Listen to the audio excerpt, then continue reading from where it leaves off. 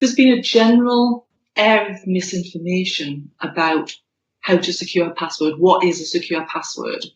And it's been along certain lines. Now, we're going to talk about this in a little more detail later when we discuss NIST and the NIST regulations. But just to give you some examples. So, making passwords too complex.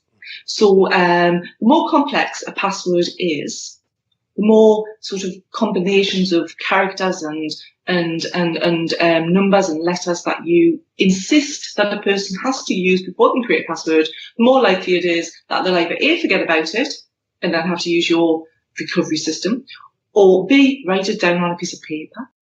It's like creating a false sense of security, and that false sense of security is something that is pervading, not just passwords and login credentials, but every other area of security at the minute.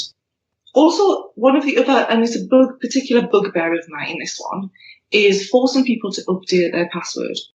A few years ago, there was a real sort of trend to make everybody update their password every 30 days. Now, it came out of the enterprise world, but when you try and port enterprise thinking into the world of consumers, it invariably fails. And that was one of the failure points, and people were getting sick. And actually what happens is people update the password by sort of adding a couple of characters to the end, and we'll discuss that as well later on, because that is another failing of the system.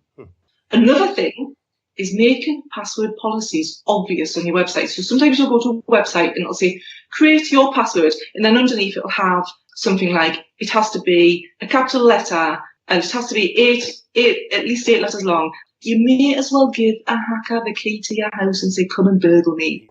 So they are my main concerns about password.